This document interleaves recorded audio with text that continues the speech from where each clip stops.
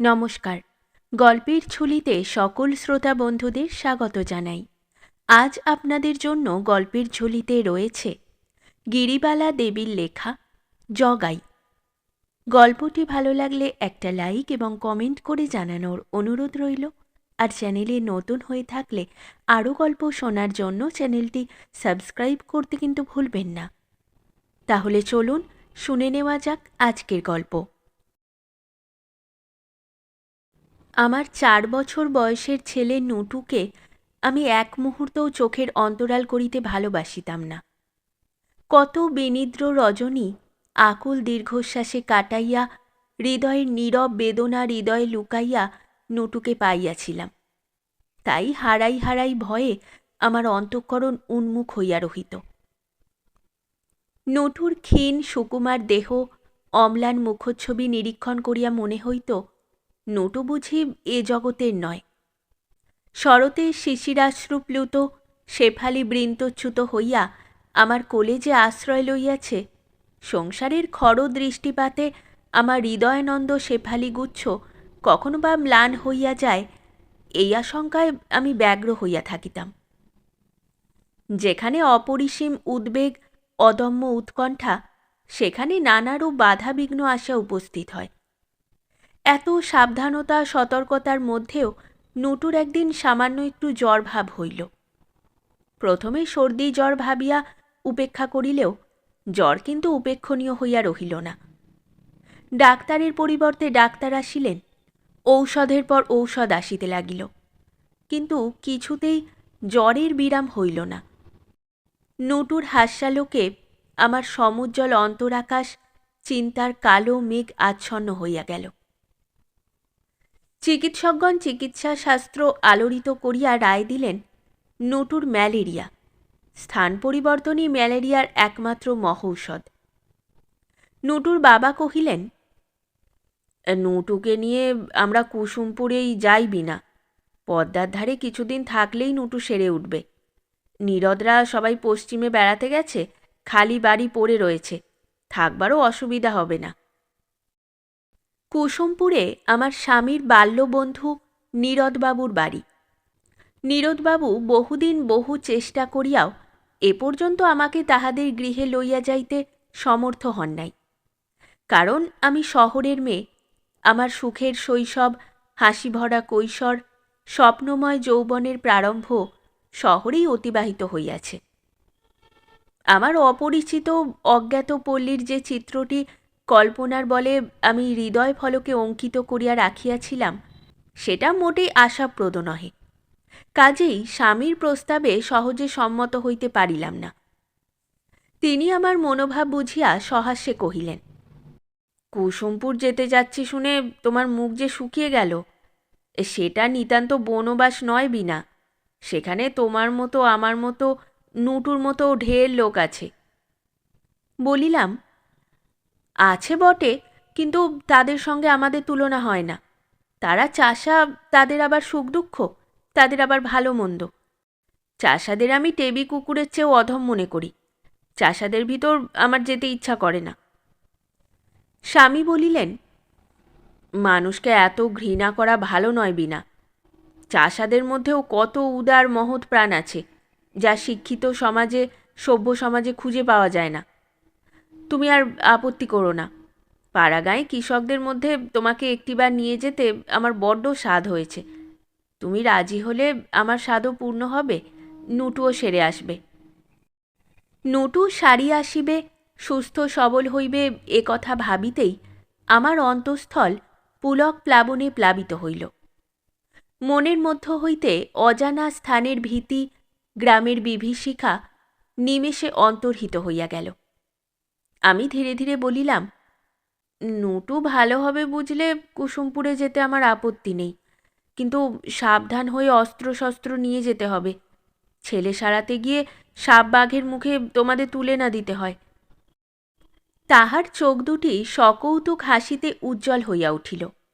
তিনি হাস্যতরল কণ্ঠে কহিলেন, তুমি বীর জায়া, বীরেন্দ্রাণী বীণা, এখন আবার বীর জননীও হয়েছ, কাজেই প্রতি পদক্ষেপে অস্ত্র ব্যবহার করতে হবে বই কি।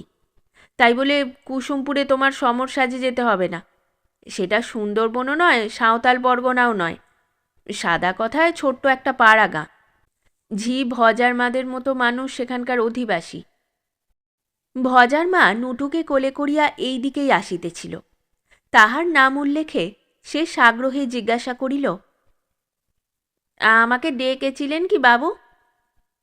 স্বামী কহিলেন, তুমি কুসুমপুর দেখেছ ভজার মা? সে জায়গাটা কেমন? পদ্মার ধারের কুসুমপুরের কথা কিন্তু আমি বলছি। ভজার মা প্রফুল্ল হইয়া হাত নাড়িয়া মুখ ঘুরাইয়া বলিল, কুসুমপুর আবার দেখিনি? খুব দেখিছি বাবু। সেখানে আমার বোনঝিরা ঘর করেছে। বড্ড ভালো গাঁ, ঠিক যেন ইন্দিরের অমরাপুরি। কিবে ফলের বাগিচা, কিবে ধানের ক্ষেত, পদ্মার জল যেন থই থই করছে। ঢেউগুলি বা কি তারিপের, চারদণ্ড তাকিয়ে দেখতে ইচ্ছে হয়। আমি উৎসুক হইয়া কহিলাম, কেবল ভালো ভালোই তো করছো ভজার মা। সেখানে কত বড় লম্বা সাপ আছে, কত বড় বাঘ আছে তা তো বলছো না। ভজার মা বিস্ময় বিস্ফারিত নেত্রে ভ্রু কুঞ্চিত করিয়া ঝঙ্কার দিয়া উঠিল, এমন আজগবি মিছে কথা তোমায় কে বলেছে মা? স্বয়ং মা পদ্মা যেখানে, সেখানে নাকি সাপ বাঘ আসতে পারে? আসুক না, এগুক না, এক ঢেউতেই বাচাতনদের পটল তুলতে হবে। ভজার মায়ের পটল তোলার ভঙ্গিতে নটু খিলখিল করিয়া হাসিয়া উঠিল। তাহারও অধরষ্টে মৃদু হাস্যরেখা খেলিয়া গেল। আমিও না হাসিয়া থাকিতে পারিলাম না। স্বামীর একান্ত ইচ্ছায় ভজার মার সরস বর্ণনায় আমি কুসুমপুর যাইতে স্বীকৃত হইলাম। কয়েকদিন পর বোঁচকা বাঁধিয়া বাক্স সাজাইয়া আমরা কুসুমপুর রওনা হইলাম। ঝি ভজার মা ও চাকর যদু আমাদের সঙ্গী হইল। দূর হইতে যে স্থান মানব বর্জিত বন্য জন্তুর আবাসস্থল ভাবিয়া অবজ্ঞা করিয়াছিলাম, কাছে আসিয়া কুসুমপুরের নয়নাভিরাম দৃশ্যে স্নিগ্ধ শ্যামল শোভা সম্পদে মুগ্ধ হইয়া গেলাম। গ্রামের অধিকাংশই কৃষক, চারিদিকেই খড়ের কুটির, ধানের মড়াই দৃষ্টিপথে পতিত হয়। নীরদবাবুর গৃহ পদ্মা হইতে বেশি দূর নহে। বাড়ির দক্ষিণে বিস্তৃত প্রান্তর, প্রান্তরের শেষে অগণিত বৃক্ষশ্রেণী, তাহারই ফাঁকে কৃষকপল্লী, বামে দিগন্ত প্রসারিত শস্যক্ষেত্র, কোনোখানি স্বর্ণবর্ণে অনুরঞ্জিত, কোনোখানি বা শ্যাম শোভায় শোভমান। সম্মুখে তৃণশূন্য বালির চর, তাহারই শেষ প্রান্তে দুগ্ধ ধবলিত কাশের বন ধৌত করিয়া সীমাহারা আপনহারা তরঙ্গময়ী পদ্মা প্রবাহিতা। পদ্মার তীর নীরের অপূর্ব লহরী লীলা দর্শন করিয়া, কৃষকদের মেঠো সুরের উচ্ছ্বলিত গান শুনিয়া অনির্বচনীয় আনন্দের মধ্য দিয়া আমাদের কয়েকটা দিন অতিবাহিত হইল। কিন্তু সে আনন্দ অধিককাল স্থায়ী হইল না। সেদিন মেঘাচ্ছন্ন সন্ধ্যায় নুটুর অল্প জ্বর প্রবল ভাব ধারণ করিল। স্বামী ব্যস্ত সমস্ত হইয়া ডাক্তারের অনুসন্ধান করিয়া জানিলেন, এটা চিকিৎসক শূন্য গ্রাম। গ্রামে 2 ক্রোশ দূরে মহকুমায় ভিন্ন ডাক্তার নাই, ঔষধ নাই। মহকুমার ডাক্তারও রাত্রে গ্রামান্তরে যান না। সমস্ত শুনিয়া স্বামীর হাস্যোজ্জ্বল মুখ চিন্তার ছায়ায় ম্লান হইয়া গেল। দুঃখে ক্ষোভে আমি অশ্রুজল সম্বরণ করিতে পারিলাম না। অকস্মাৎ আমার 2টি চক্ষে বর্ষার ধারা ছুটিল। তিনি সস্নেহে আমার অশ্রুসিক্ত মুখ মুছাইয়া দিয়া সান্ত্বনার স্বরে কহিলেন, ভয় নেই বিনা, কাল সকালেই আমি মহকুমা থেকে ডাক্তার আনাব। যেখানে উপায় নেই সেখানে ব্যাকুল হয়ে লাভ কি? এখানেও লোকের ছেলেপিলে আছে, তাদের কথা মনে করে শান্ত হও। তাহার সান্ত্বনায় আমার বিক্ষিপ্ত চিত্ত শান্ত হইল না। আমার সহিত চাষার তুলনায় আমি ক্ষুব্ধ হইয়া বলিলাম, চাষার সঙ্গে ভদ্রলোকের তুলনা হতে পারে না। তাদের আবার সুখ দুঃখ উদ্বেগ উৎকণ্ঠা। আমি তখনই এখানে আসতে চাইনি। তোমার বুদ্ধির দোষে আজ আমার এত বিড়ম্বনা, এত কষ্ট। তিনি কি যেন বলিবার জন্য মুখ তুলিলেন, কিন্তু তাহার কণ্ঠের ভাষা পরিস্ফুট হইল না। নটু জ্বরের প্রাবল্যে চিৎকার করিয়া উঠিল, জগাই দাদা, আমায় ধরে নিয়ে যাও, আমি চান করব। তোমার সঙ্গে জলে নেবে চান করব। আমি নুটুর জ্বরতপ্ত দেহটি বক্ষে জড়াইয়া ডাকিলাম, নুটু, কি বলছো মণি? জগাই দাদাকে? নুটু আমার কথার প্রত্যুত্তর করিল না। অস্ফুট কণ্ঠে কয়েকবার জগাই দাদা বলিয়া পাশ ফিরিয়া শয়ন করিল। ভজার মা বারান্দায় বসিয়া বাতি সাজাইতেছিল। নুটুর চিৎকারে সচকিত হইয়া শয্যাপ্রান্তে ছুটিয়া আসিল। কিয়ৎকাল নুটুর পানে চাহিয়া আস্তে আস্তে বলিল, আপনি ভয় পেও না মা, খোকাবাবু ভালো হবেন। রাতের ভিতর মা রক্ষাকালী জ্বর ছাড়িয়ে দেবেন। ডাক্তার কি করবে, যে দ্রব্য শরীরে। বলিতে বলিতে হঠাৎ থামিয়া গিয়া জোর করে গলবস্ত্রে ভজার মা রক্ষাকালীর উদ্দেশ্যে মাটিতে গড় হইয়া প্রণাম করিল। আমরা একালের শিক্ষাপ্রাপ্তা শ্মশানকালী রক্ষাকালী মূর্খদের কুসংস্কার বলিয়া অবজ্ঞা উপহাস করিতেই শিখিয়াছি। তাই ভজার মায়ের ভক্তি উচ্ছ্বাসে আমার অপ্রসন্ন চিত্ত আদৌ প্রসন্ন হইল না। আমি বিরক্ত হইয়া তিক্ত কণ্ঠে কহিলাম, এখানে গোলমাল করো না ভজার মা, এটা আমার গোলমালের সময় নয়। আমি কালি টালি কিছু মানি না। আমার ছেলের জন্যে তোমাকে কাউকে ডাকতে হবে না। ভজার মা একটা দীর্ঘ নিঃশ্বাস ফেলিয়া নীরবে চলিয়া গেল। স্বামী নুটুর মাথায় পাখার বাতাস দিতে দিতে বলিলেন, ভজার মা বড্ড দুঃখিত হয়ে গেল বিনা। বিশ্বাসীর বিশ্বাসে, ভক্তের ভক্তিতে সন্দেহ করতে নেই। ভজার মা নুটুকে তোমার চেয়ে আমার চেয়ে কম ভালোবাসে না।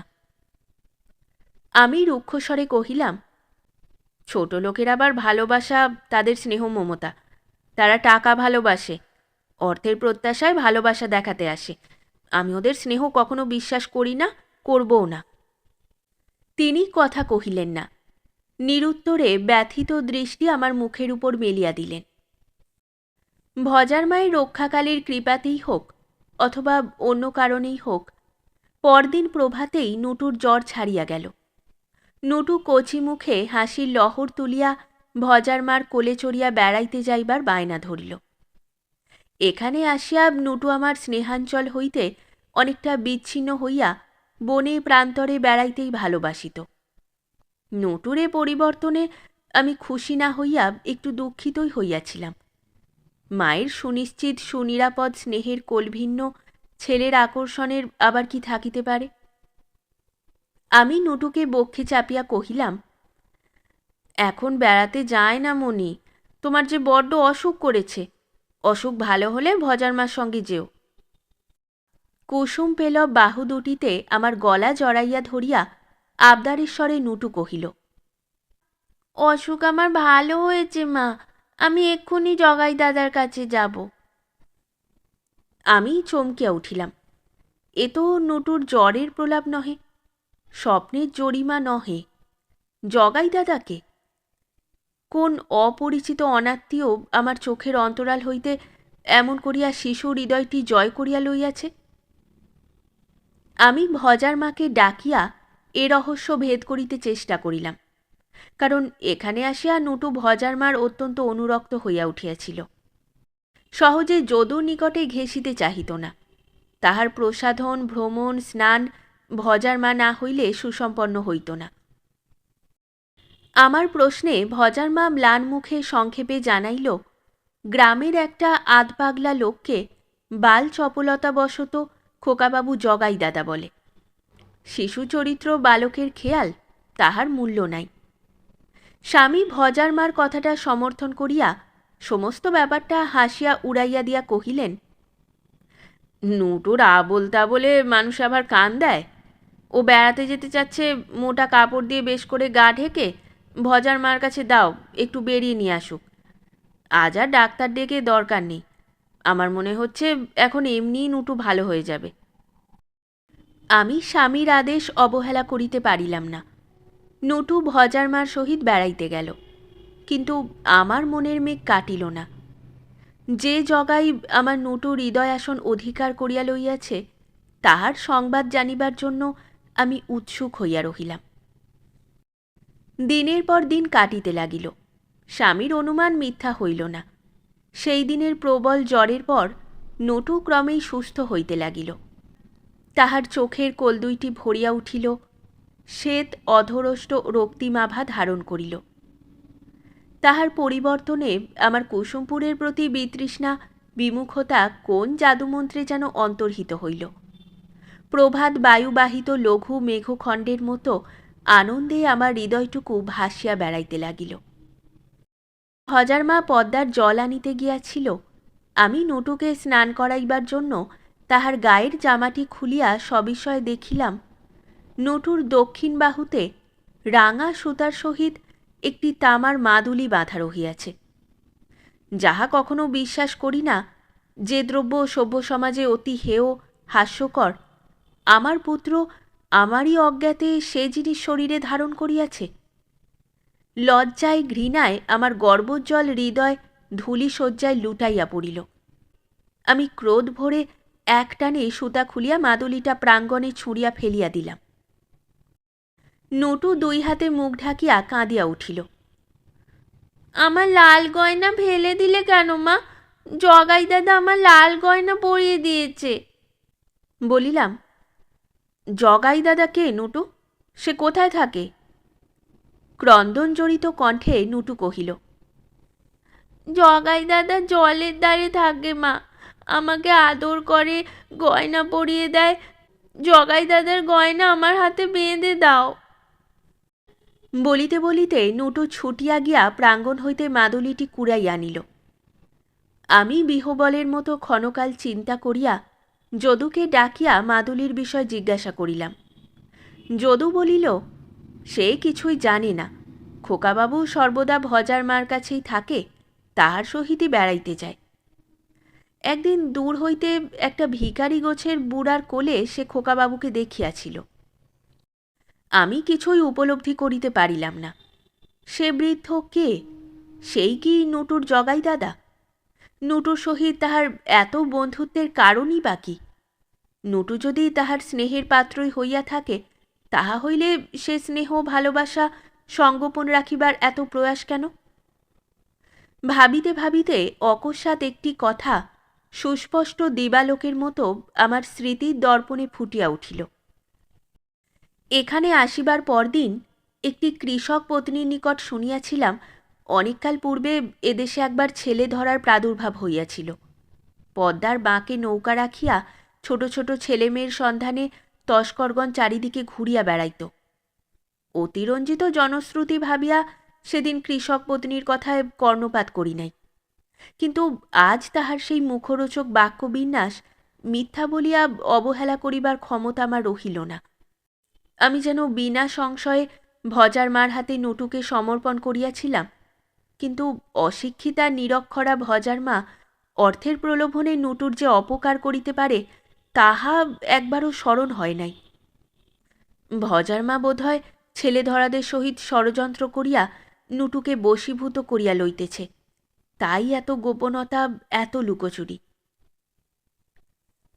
নটুর হাসি ভরা মুখপানে চাহিয়া আমার চোখে জল আসিল, মাথার মধ্যে ঝিমঝিম করিতে লাগিল। আমি স্পন্দিত বক্ষে নটুকে কোলে লইয়া শয্যায় আশ্রয় লইলাম। প্রতিদিনের মতো যথা নিয়মে রৌদ্রতপ্ত ধরণীর বক্ষে অপরাহ্নের স্নিগ্ধ ছায়া ঘনাইয়া আসিল। লক্ষ ফুলের পরিমল বহিয়া মন্দ সমীরণ আসন্ন সন্ধ্যার বার্তা বিশ্বের দ্বারে জানাইতে লাগিল। নটু তাহার জামা জুতা হাতে লইয়া ডাকিল, ভজুমা, ভজুমা, আমার জামা পরিয়ে আমার জগাই দাদার কাছে নিয়ে চল, শিগগির করে নিয়ে চল। ভজার মা তাড়াতাড়ি আরব্ধ কার্য শেষ করিয়া নটুর কাছে আসিতেই আমি বলিলাম, নটু আজ বেড়াতে যাবে না, জলো হাওয়ায় ওর সর্দির মতো হয়েছে, তুমি যাও কাজ করোগে।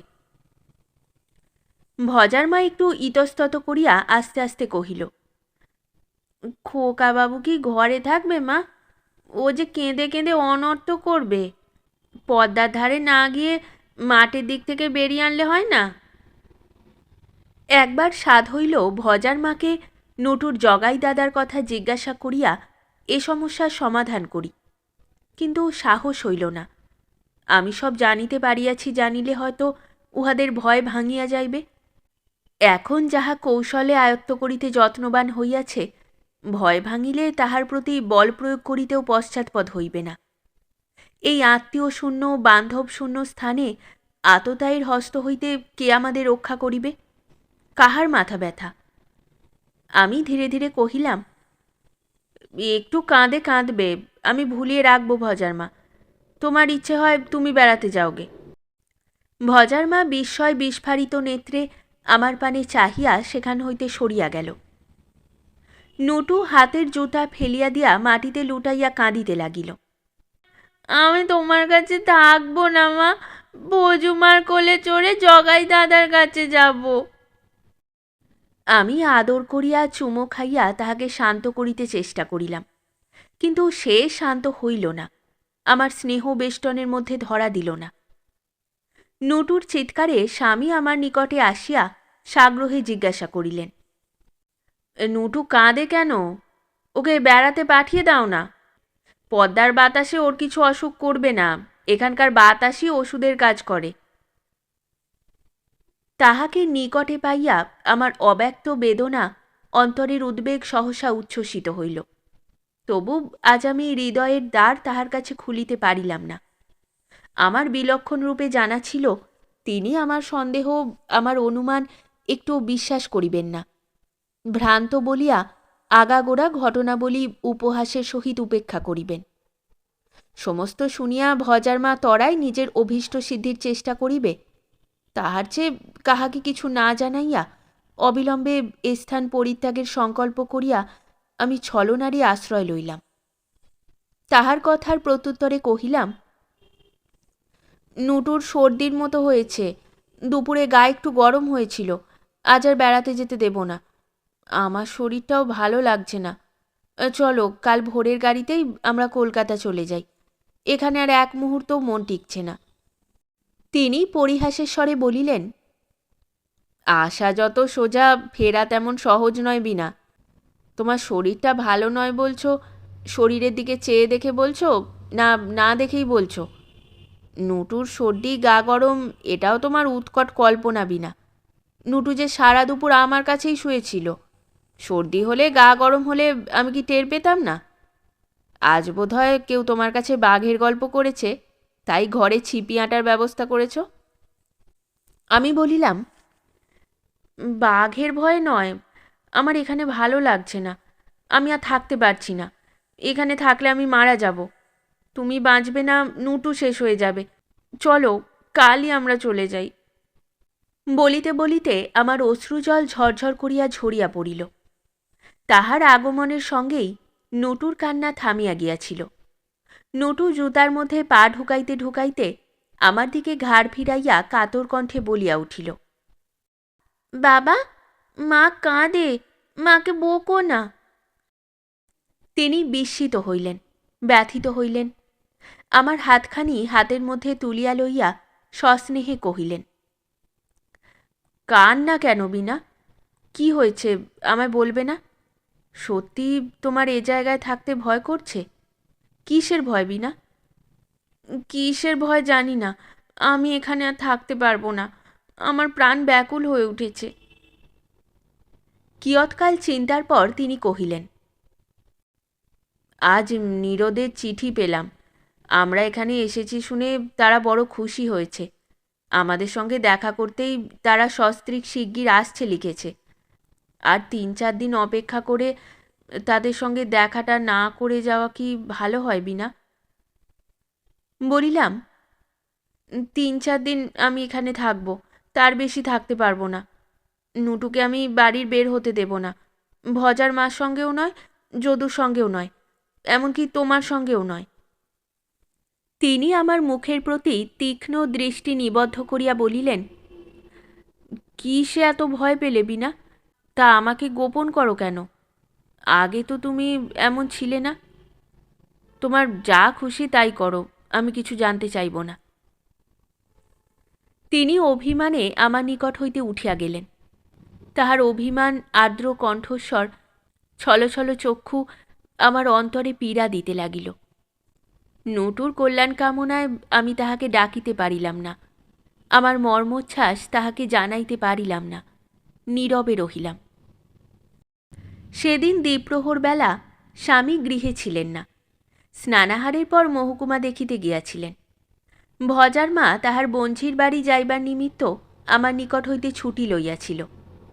শয়নকক্ষে নুটুকে লইয়া আমি শুইয়াছিলাম। বাহিরে যদু তাহার নবীন বন্ধু কালু চৌকিদারের সহিত বোধহয় গঞ্জিকা দেবীর উপাসনা করিতেছিল। এতক্ষণ বিছানায় শুইয়া মায়ের মুখে তেপান্তরের মাঠের গল্প শুনিতে নুটুর ভালো লাগিল না।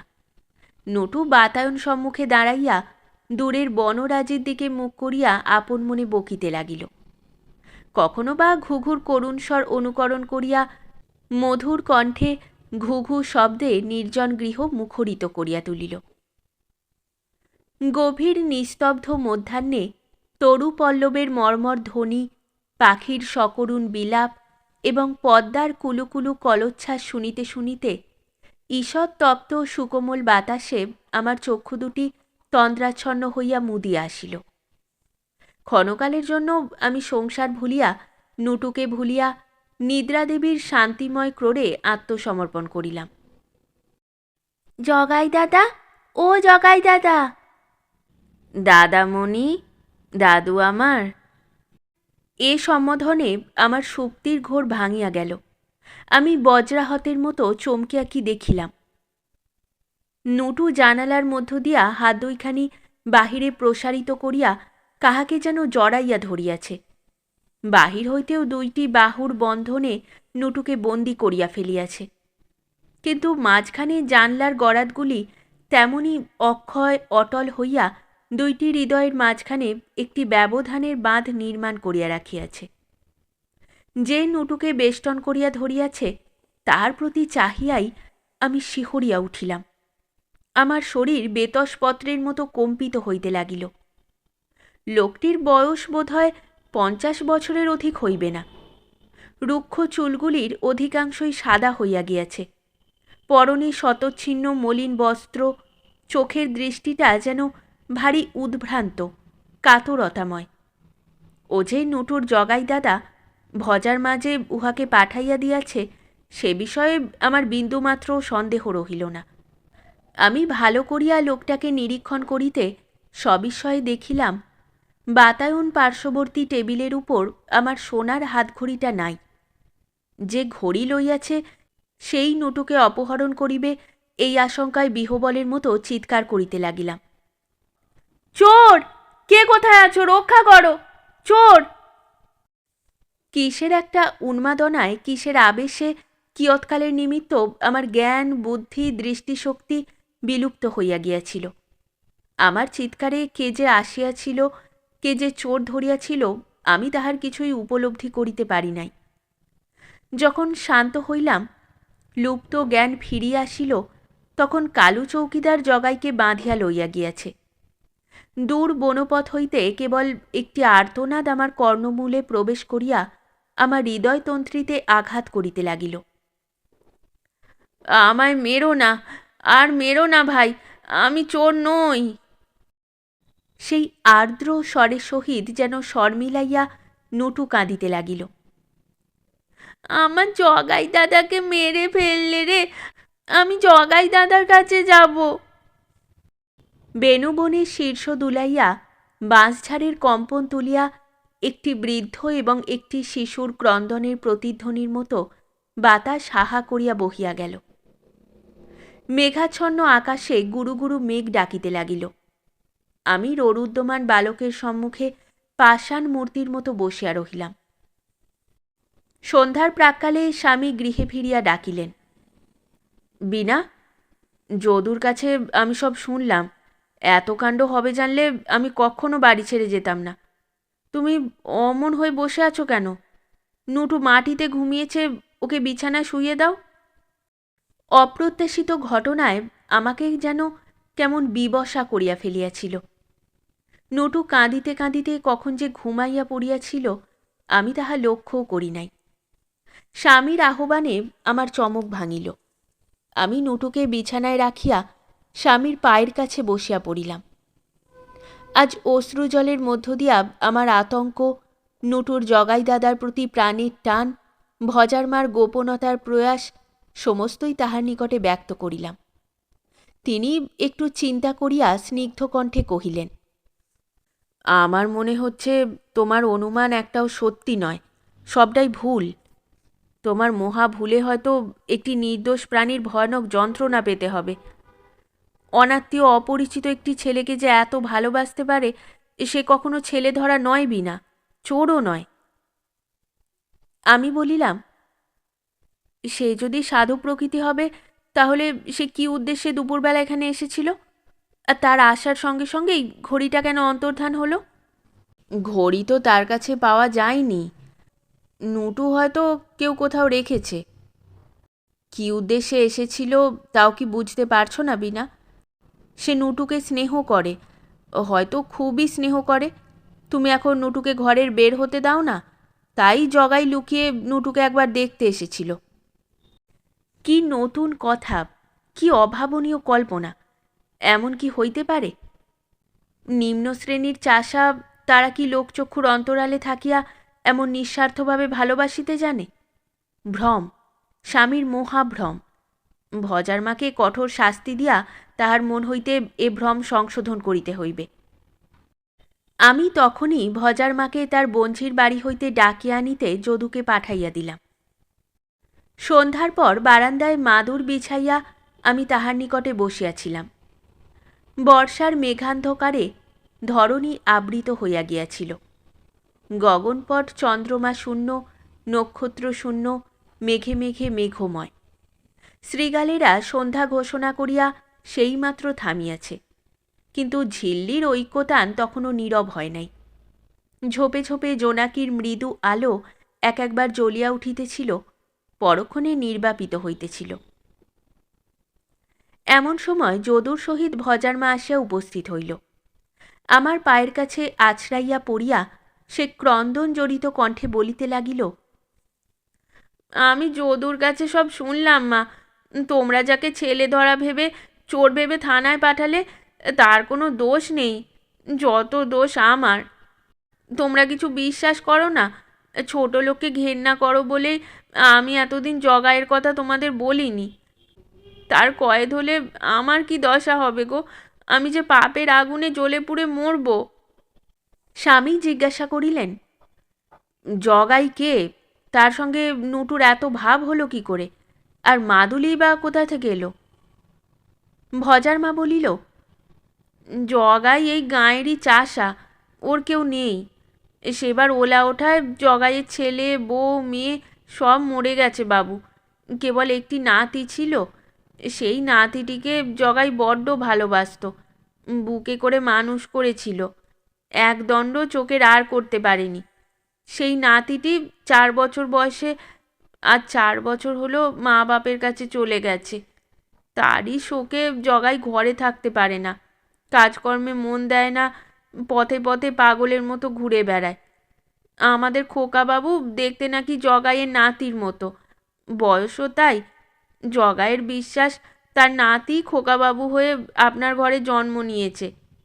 মায়া কাটাতে না পেরে তার ঠাকুর দাদাকে দেখা দিতে এসেছে। আমার বক্ষ আন্দোলিত হইতেছিল। আমিও ব্যথিত হইয়া কহিলাম, এ কথা আগে জানাওনি কেন ভজার মা? ভজার মা অঞ্চলে চক্ষু মুছিয়া ক্ষোভের হাসি হাসিয়া বলিল, ছোট নোকের ভালোবাসা তুমি ভালোবাসতে না মা, হয়তো জগাইয়ের কাছে খোকাবাবুকে যেতে দিতে না, সেই জন্যে মাদুলির কথাও আমি তোমাকে বলিনি।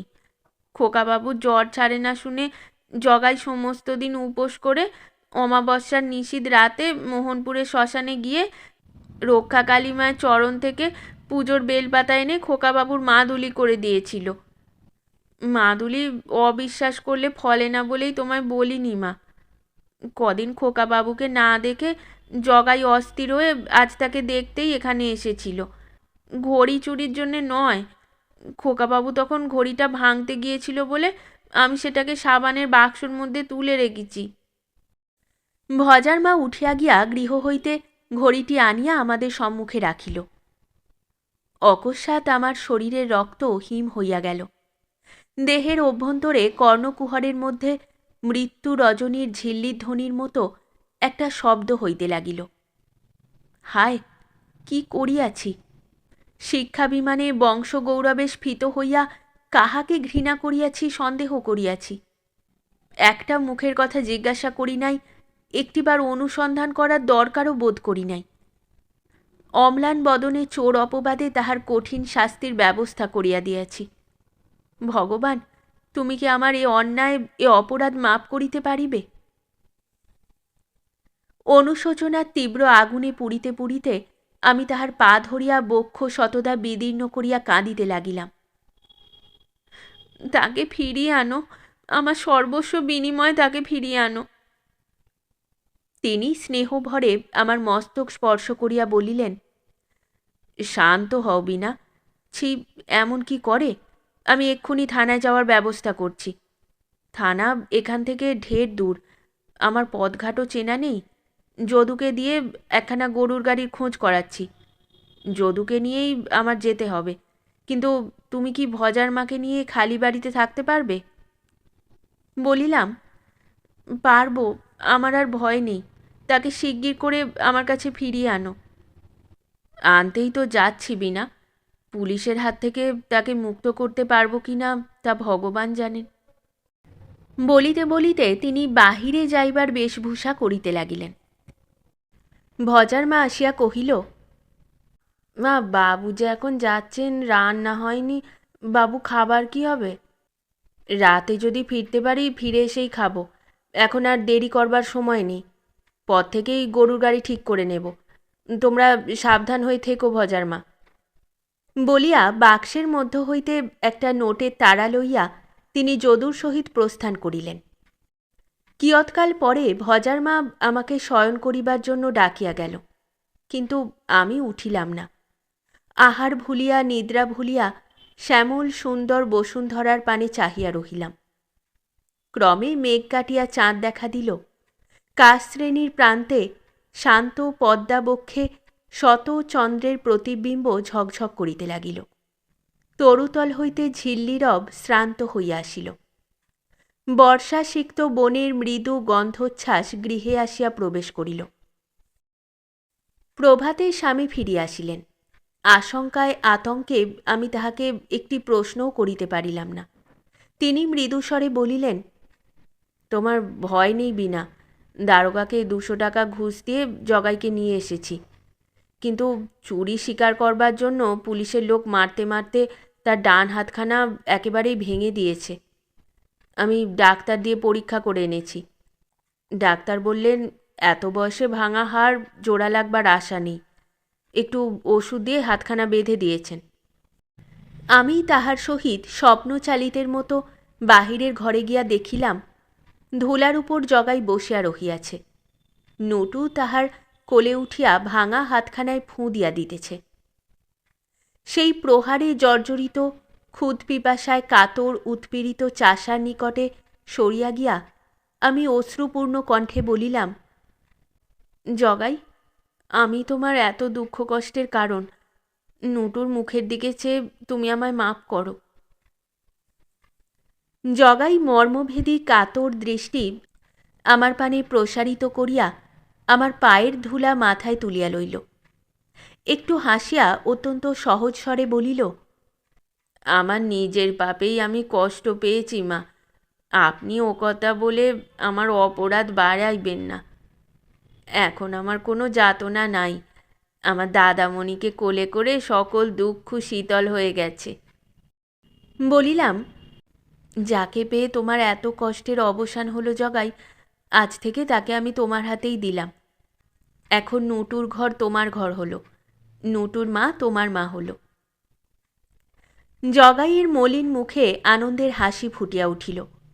কৃতজ্ঞতা ভরা সরল নেত্র আমার মুখের উপর স্থাপিত করিয়া জগাই আমার পায়ে লুটাইয়া পড়িল।